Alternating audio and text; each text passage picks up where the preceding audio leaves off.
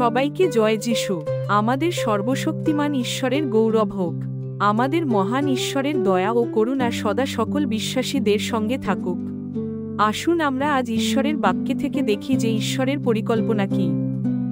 2 করিন্থীয় 12 অধ্যায় 7 থেকে 10 পদ বলছে যে, যদিও আমি ঈশ্বরের কাছ থেকে এমন বিস্ময়কর উদ্ঘাটন পেয়েছি, তাই আমাকে গর্বিত হওয়া থেকে রক্ষা করার জন্য আমাকে আমার শরীরে কাটা দেওয়া হয়েছিল, আমাকে যন্ত্রণা দেওয়ার জন্য এবং আমাকে গর্বিত হওয়া থেকে বিরত রাখার জন্য শয়তানের একজন দূত আমাকে আঘাত করে।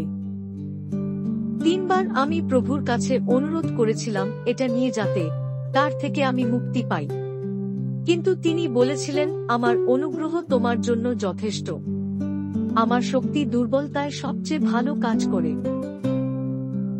তাই এখন আমি আমার দুর্বলতা নিয়ে গর্ব করতে পেরে আনন্দিত, যাতে খ্রিস্টের শক্তি আমার মাধ্যমে কাজ করতে পারে। এই কারণেই আমি আমার দুর্বলতা এবং খ্রিস্টের জন্য আমি যে অপমান, কষ্ট, তাড়না এবং কষ্ট ভোগ করি তাতে আনন্দ পাই, কারণ আমি যখন দুর্বল তখন আমি শক্তিশালী।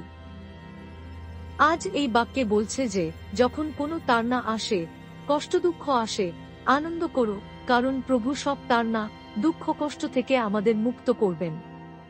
আমেন।